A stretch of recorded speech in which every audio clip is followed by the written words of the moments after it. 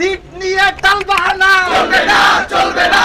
1 2 3 4 আদু ভাই seat sir, প্রথম বর্ষে বৈধ সিট করতে হবে নিশ্চিত। আগুন জ্বালাও একসাথে প্রশাসনের গদিতে সিট আমার অধিকার কেড়ে নেওয়ার সাধ্যকার। বিশ্ববিদ্যালয় প্রশাসনের পক্ষ থেকে যে রেসপন্স গুলো পেয়েছি এটা এক ধরনের মিক্স রেসপন্স বলা যায়।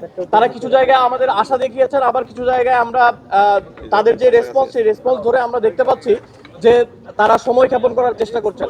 আমরা ইতিমধ্যে দেখেছি যে দু একটা হলে ইতিমধ্যেই সিটের অ্যালটমেন্ট পর্যন্ত হয়ে গিয়েছে, কিন্তু আবার কিছু হলে এখন পর্যন্ত শুধুমাত্র ভাইবার যে কার্যক্রম সেই কার্যক্রমও শুরু হয়নি। অর্থাৎ আমরা এটা থেকে বলতে পারি যে যদি সদিচ্ছা থাকে, যদি কোনো হলের ইচ্ছা থাকে যে প্রথম বর্ষের শিক্ষার্থীদের সিট অ্যালটমেন্ট দেওয়ার ক্ষেত্রে তারা যদি বদ্ধপরিকর হন তাহলে এটা করা সম্ভব ছিল। কিন্তু আমরা দেখতে পেয়েছি শুধুমাত্র আবেদনপত্র জমা নেওয়ার জন্যই 30 তারিখ পর্যন্ত দীর্ঘায়িত করা হয়েছে এই সময়টা। আমরা মনে করি যে এটা শুধুমাত্র দীর্ঘায়িত করার জন্য এই ধরনের সিদ্ধান্ত নেওয়া হয়েছে। আমরা এই ব্যাপারে বিস্তারিত কথা বলেছি বিশ্ববিদ্যালয় প্রশাসনের সাথে।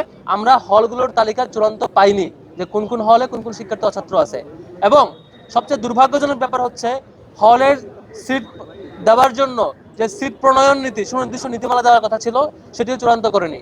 আমাদের চরম বিরোধিতার প্রেক্ষিতে শেষ পর্যন্ত প্রভিসি একাডেমিক এবং বিসি স্যার দুজনেই বলেছেন আমাদের নীতিমালা প্রস্তাব করতে। আমরা আপাতত মৌখিকভাবে বলেছি, পরে লিখিতভাবে বলবো।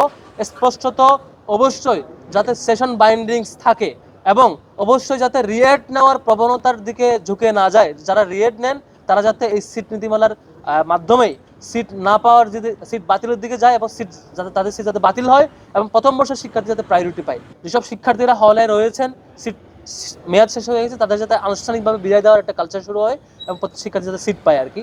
আমরা আগামীকালকের মধ্যেই আমাদের দাস্যর দিক থেকে লিখিত একটা প্রস্তাবনা দিব।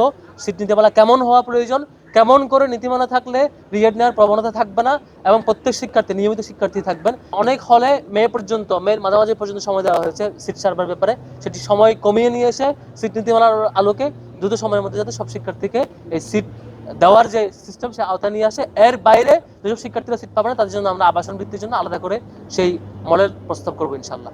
আমার তোমার বৈধ সিট, এক দাবি বৈধ সিট, আরো জোরে বৈধ সিট, সবাই বলো বৈধ সিট, জোরসে বলো বৈধ